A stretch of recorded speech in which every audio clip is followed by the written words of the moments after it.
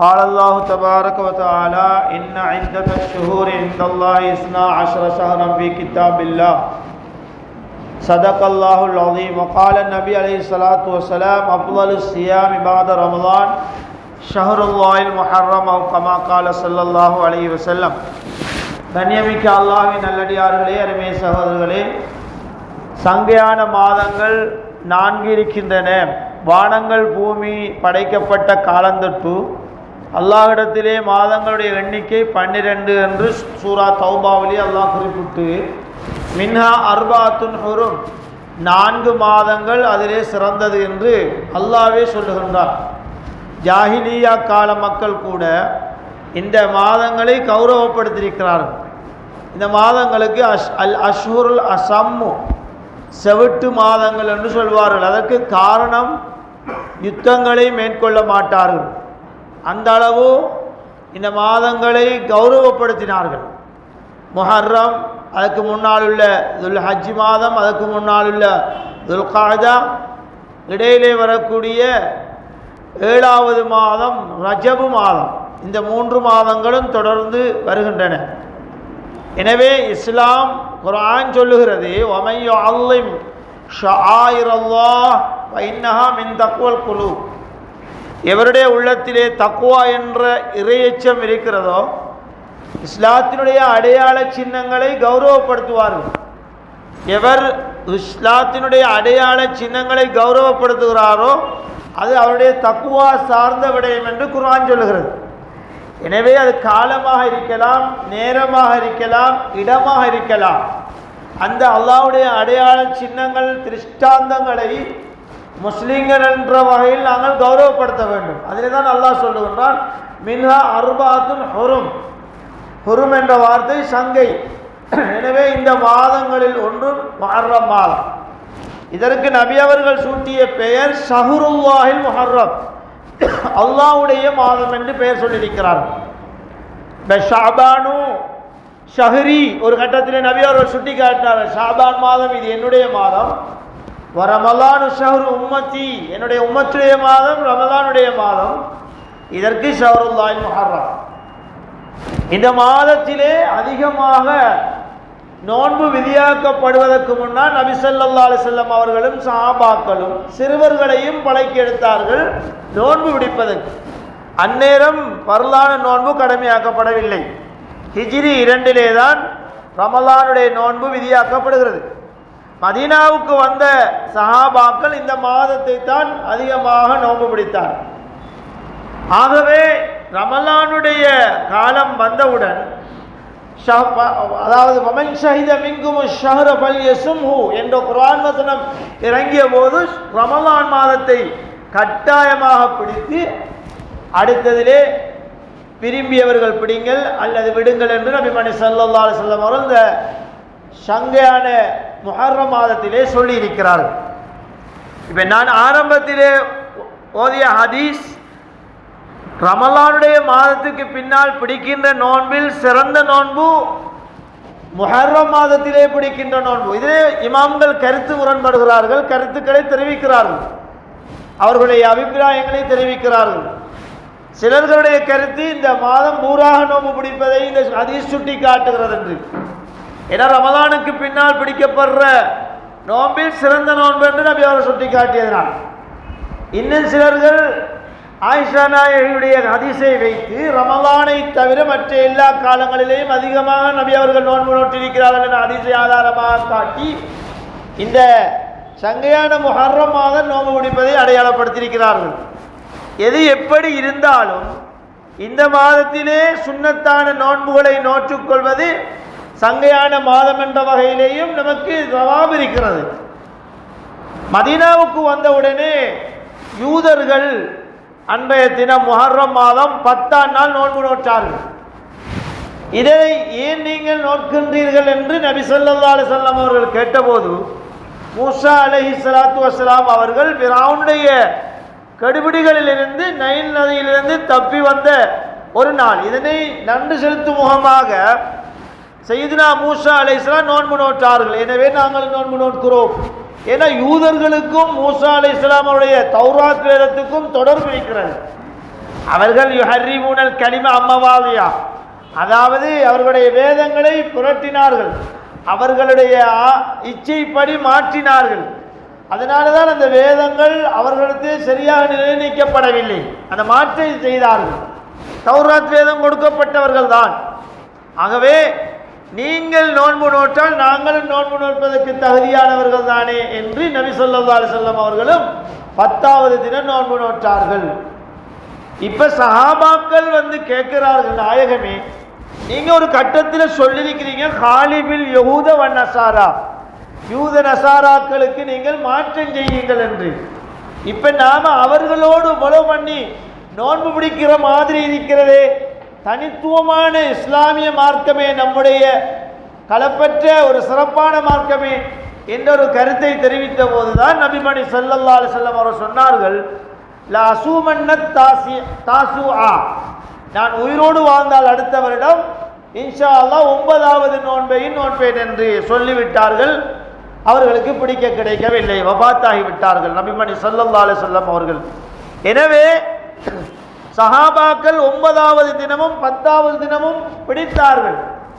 இப்ப எத்தனையோ நவநாகரிக உலகிலே மேற்கத்தியவாதிகளுடைய ஸ்டைல்களை இன்றைய முஸ்லீம்களுடைய லைஃப் ஸ்டைலை நாங்கள் பார்க்கிற போது அதிகமாக 100% என்று சொல்லலாம் மேற்கத்திய கலாச்சார அந்நிய நாகரிகங்களுக்குள்ளே அகப்பட்டு கொண்டார்கள்.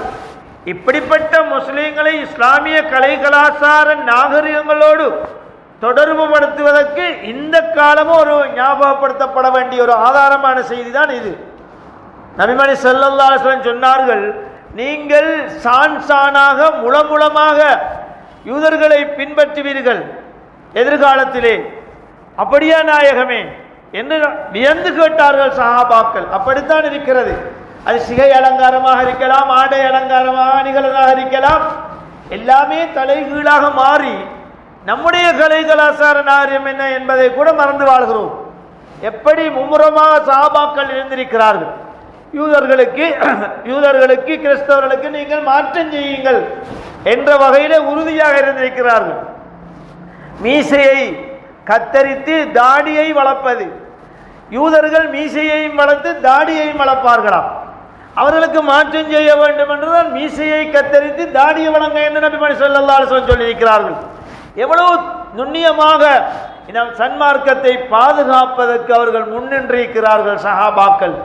இன்று நம்முடைய முஸ்லிம் சமுதாயத்திலே இஸ்லாத்தினுடைய பாரம்பரியமும் கலை கலாச்சாரமும் விளங்காமல் மேற்கத்திய ஸ்டைல்களிலே அவர்கள் தன்னை ஆக்கி கொண்டார்கள். ஒரு உடும்பு பொந்துக்குள்ளே தலையை பூத்துறது ஒரு நாகரிகம் என்றிருந்தால் எவ்வளவு ஒரு கீழ்த்தரமான ஒரு விஷயத்தை நபி அவர்கள் சுட்டி காட்டியிருக்கிறார்கள். இன்னைக்கு என்னென்ன நாகரிகம் எல்லாம் செய்து கொண்டிருக்கிறார்கள். மனிதனுக்கு அப்பால் பட்ட சிந்திக்கவும் முடியாத மோசமான நாகரிகங்களை எல்லாம் நல்லதென்று செய்து கொண்டிருக்கிறார்கள். எனவே தான் நபி அவர்கள் அப்படி சுட்டி காட்டினார்கள். எனவே இந்த செய்தியை ஏன் சொல்லுகிறேன் என்றால், இந்த நோன்பை நாங்கள் ஃபாலோ பண்ணுவது, 2 நோன்பு முடிப்பது, அவர்களுக்கு மாற்றம் செய்வது. அறிஞர் பெருமக்கள் இன்னும் பல ஹதீஸ்களை ஆதாரமாக சொல்லுகிறார்கள். இப்போ இன்றைக்கு இரவு 9வது இரவு, நாளை நாங்கள் நோன்பு முடிப்பது, செவ்வாய்க்கிழமையும் புதன்கிழமையும் நோன்பு 9ம் 10ம். இந்த 9ம் 10ம் முடியாதவர்கள் 10ஐ மாத்திரம் பிடிக்காமல் புதன்கிழமை 11ஐ பிடிக்கலாம். ஏன் இந்த 9 தப்பியிருந்தால் அப்படி அந்த தனியே நீங்கள் அதாவது 10வது நாள் நோன்பு பிடிக்கக்கூடாது என்ற கருத்தை தான் அறிஞர் பெருமக்கள் எங்களுக்கு தெரிவிக்கிறார்கள். வெள்ளிக்கிழமையில மட்டும் நாம சுன்னத்தான நோன்பு நோக்கக்கூடாது. ஏனென்றா அது ஒரு ஈதுல் மூமினின், ஒரு மூமிங்களுடைய பெருநாள். நம்முடைய நல்ல விஷயங்களை நாம வெள்ளிக்கிழமான வைத்துக் கொள்றோம். அதனால நீங்க நோன்பு பிடிக்கிறீங்கன்னா வியாழனும் வெள்ளியும் பிடிங்க, அல்லது வெள்ளியும் சனியும் பிடிங்க. அதே மாதிரி தான் இந்த மாதத்திலே பிறை 9ம் 10ம், 9 இன்று பிடிக்க கிடைக்காவிட்டால் 10ம் 11ம் பிடிக்கலாம் என்ற ஒரு சான்ஸ். அதிகமானவர்கள் கேட்கிறது, நாங்கள் கலா நோன்பு இருந்தா இந்த சுன்னத்தான நோன்பை பிடிக்கலாமா, பிறகு கலாவை செய்யலாம் தானேன்னு கேட்கிறார்கள். இல்லை, உங்களுக்கு கலா தான் மிக முக்கியம். கலா நோன்பு, நேர்ச்சை நோன்பெல்லாம் கட்டாய நோன்புகள். இது சுன்னத்தான உபரியான வணக்கம். எனவே இன்ஷா அல்லாஹ் நாங்கள் என்ன செய்ய வேண்டும்? கலாவுடைய நோன்பை நோற்றால் அல்லாஹு தஆலா சவாபை அள்ளி வழங்குகின்றவர். வமஞ்சா பில் ஹஸனதி ஃபலஹு அஷ்ரு அம்சாலிஹா வமஞ்சா பிஸ்ஸய்யியதி வலா யுஜ்ஸா இல்லா பிமித்லிஹா. என்னாலான வசனம் இது. ஒரு நன்மையை ஒரு மனிதன் செய்து வந்தால் அவனுக்கு 10 நன்மைகள் மடங்குகள் நன்மை கிடைக்கும். ஒரு பாவத்தை செய்தால் ஒரு பாவம் தான் எழுதப்படும். எவ்வளவு அருளாளன், அன்பாளன், கிருபையாளன் ரப்புல் ஆலமீன். எனவேதான் இந்த வருடத்திலே நாம் ஹிஜ்ரி 1446 நுழைந்திருக்கிறோம். நல்ல பல எண்ணங்களை வைக்க வேண்டும். நாம் மௌத்து எப்போது வரும் என்று யாருக்கும் சொல்ல முடியாது. மிக நெருக்கமாக சமீபமாக இருக்கிறது. ஒரு கட்டத்திலே அபூபக்கர் சித்திக் ரலியல்லாஹு அன்ஹு சொல்றது, ஒரு பாதரட்சியினுடைய பட்டி ஒரு காலோடு எப்படி ஒட்டி கொண்டிருக்கிறதோ அது மாதிரி தான் ஒரு மண்ணுடைய மரணம் இருக்கிறது. அவ்வளவு சமீபமாக சுட்டி காட்டினார்கள். எனவே நல்லெண்ணம் வைப்பது சொல்லுவார்கள், நீயத்துல் மூமினி கைரும் மின் அமலிஹி. ஒரு மூமினுடைய நல்ல நீயத்தும் அவன் செய்வதை காட்டிலும் சிறந்தது. நாம தஹஜ்ஜுத் தொழுவணுமே என்று நீயத்தோடு படுத்தம் கிடைக்கலைன்னா தஹஜ்ஜுத் தொழுவ நன்மை கிடைக்கும். எப்படிப்பட்ட அல்லாஹ் அருளாளன். எனவே தான் இந்த வருடத்திலே நுழைந்த நாம் பல மோசமான பாவகாரியங்கள், பல எண்ணங்கள், பல விடயங்கள் வாழ்க்கையிலே, தொழிலிலே, கதையிலே, பேச்சிலே, இபாதத்தை செய்கிற விஷயத்திலே பொழுதுபோக்காக இருப்போம், கவனஈனமாக இருப்போம். பல கால சூழல்கள் என்னுடைய மைண்டை மாற்றி கொண்டிருக்கும். இல்லை, என்னுடைய ஒன்றுதான், அல்லாஹ்வின் அருளை நோக்கி செல்வது. எனவே எனக்கு நல்ல வழிகாட்டல் வேண்டும், நல்ல ஒரு சூழல் வேண்டும். இந்த வருஷத்திலிருந்து நான் இன்ஷா அல்லாஹ் ஒரு எழுச்சி உள்ளவனாக சுன்னத்தான தொழுகைகள், முன்பின் சுன்னத்தான தொழுகைகள் ஜமாஅத்தாக தொழுது கொள்வது, சுன்னத்தான நோன்புகளை அதிகமாக பிடித்துக் கொள்வது, இப்படி பல எண்ணங்களை வைக்க வேண்டும். இதைத்தான் அல்லாஹ் கூலியை தருவான். அதே போன்று அதனை நடைமுறையில் படுத்த வேண்டும். இதுதான் ஒரு முஸ்லிமுடைய வாழ்க்கை லட்சியம். இதுதான் எங்களுக்கு புதிய வருடம் சொல்லித்தார செய்தி. பழைய விடயங்கள், சென்ற வருடம் பல தவறுகள் செய்திருப்போம். அல்லாஹ்விடத்திலே பச்சாதாபப்பட்டு துஆ செய்து நாம் மீண்டு நல்லொரு நிலைக்கு மாறி ஒரு புனிதர்களாக இருக்கின்ற ஒரு சூழலை உருவாக்கி கொள்ள வேண்டும். எனவே அன்பார்ந்த சகோதரர்களே, இந்த நோன்பை பிடிப்பதனால ஒரு வருடம் ஒரு மனிதன் செய்த சிறிய பாவங்களுக்கு தண்ட பரிகாரமாக அமையும். பெரும்பாவத்துக்கு தௌபா செய்துதான் ஆக வேண்டும். ஒருவன்ட காசை பொக்கெட்ல வச்சுட்டு தௌபா செய்தா சரியுமா? அவன்ட காசை கொண்டு கொடுக்கணும். அதுக்கு பிறகுதான் தௌபா. ஒரு பெரும்பாவத்தை செய்த உம்மா வாப்பாக்கு ஏசி விட்டோம், அநியாயம் செய்து விட்டோம், அவங்ககிட்ட போய் மன்னிப்பு கேட்கணும், அல்லாஹ்விடத்திலே தௌபா செய்யணும். இதெல்லாம் பெரும்பாவம். வட்டி எடுத்துட்டோம், அதை காசை திரும்ப கொடுத்துறோம், அதுதான் தௌபா. சிறுபாவங்கள் எத்தனையோ நம்முடைய வாழ்க்கையிலே நடைபெற்றுக் கொண்டிருக்கின்றன. இவ்வாறான நோன்புகள் அவை இல்லாமலாக்கப்படும். இன்னல் ஹசனாத்தி யுதுஹிபின ஸய்யிஆத், இது குர்ஆன் வசனம். நனவுகள் அதிகமாக பாவகாரியங்களை அப்படியே இல்லாமல் ஆக்கிவிடும், போக்கிவிடும் என்று குர்ஆன் சொல்லுகிறது.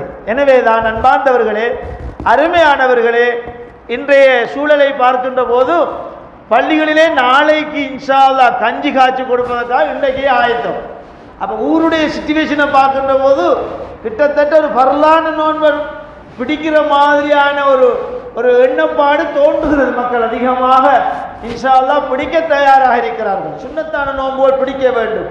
பரலான காரியங்கள் ஏற்படுகின்ற தடைகளை அவை அடைக்கின்றன. எனவே தான் இந்த சுன்னத்தான நோன்பை நபி அவர்கள் வலியுறுத்தி சொன்னதால நாங்கள் இதை பிடிக்கிறது ஒரு சிறப்பாக இருக்கிறது. அந்த நன்மைகள் எங்களுக்கு கிடைக்கும். ஒரு வருடம் செய்த தண்ட பரிகாரமா, பாவத்துக்குரிய தண்ட பரிகாரமா மாறிவிடும். எனவே இந்த வருடங்களிலே நல்லமல்களை கூடுதலாக செய்து கொள்வது, தான தர்மங்களை ஏழை எளியவர்களுக்கு, குடும்பங்களுக்கு வழங்குவது. அப்படி ஒரு ஹதீஸ் வருகிறது. ஆஷூராவுடைய தினத்திலே ஏழை எளியவர்கள் குடும்பங்களை நாம் கவனித்தால் அவருடைய வாழ்க்கையிலே ரிஸ்க் விஸ்தீர்ணம் ஏற்படும் என்று. இந்த மாதத்திலே தான் சய்யிதுனா ஹுசைன் ரலியல்லாஹு அன்ஹு அவர்கள், ரசூலுல்லாஹி ஸல்லல்லாஹு அலைஹி வஸல்லம் அருமை பேரர் ஹுசைன் ரலியல்லாஹு அன்ஹு அவர்கள் ஹிஜ்ரி 61ஆம் ஆண்டு கர்பலா என்ற இடத்திலே யுத்தம் செய்யப்பட்ட நிலையில் அவர்கள் வஃபாத் ஆகிறார்கள். அவர்கள் கொலை செய்யப்படுகிறார்கள். இந்த ஹிஜ்ரி முஹர்ரம் மாதம் 10ஆம் நாள் தான் அவருடைய வஃபாத்து செய்தியும் நமக்கு இருக்கிறது. நிறைய வரலாற்று சம்பவங்கள் நடைபெற்றிருக்கின்றன இந்த முஹர்ரம் மாதத்திலே. எனவே இந்த மாதத்தை கண்ணியப்படுத்தி சுன்னத்தான நோன்புகளை நாம் முடியுமான அளவு பிடித்துக் கொள்வது நாளை மறுதினமும் இல்லாவிட்டால் புதனும் வியாழனுமாக பிடித்துக்கொண்டு நபி அவர்களுடைய சுன்னாவை பின்பற்றி நல்ல எண்ணங்களை இந்த வருடத்திலிருந்து நாம் செய்ய வேண்டும் என்ற எண்ணப்பாட்டையும் எமக்குள்ளே உள்வாங்கி அல்லாஹு தாலா அதற்கான சந்தர்ப்பங்களை எம் அனைவர்களுக்கும் தந்தருள்வானாக. இந்த வருடத்தை சிறப்பான நல்ல முறைகளிலே கழிப்பதற்கு வல்ல அல்லாஹ் உதவி செய்வானாக. சாலிஹான அமல்களிலே என்னுடைய வாழ்நாளை நீளமாக்கி நல்ல பல அமல்கள் செய்வதற்கு தௌஃபீக் செய்வானாக. ரப்பி ரஹம்ஹுமா கமா ரப்பயானி ஸகீரா. ஸல்லல்லாஹு ஸல்லம் அலா நபியினா முஹம்மதின் வ ஆலிஹி வ ஸஹ்பிஹி அஜ்மஈன். சுப்ஹான ரப்பிக ரப்பில் இஸ்ஸத்தி அம்மா யசிஃபூன் வ ஸலாமுன் அலல் முர்ஸலீன் வல்ஹம்துலில்லாஹி ரப்பில் ஆலமீன்.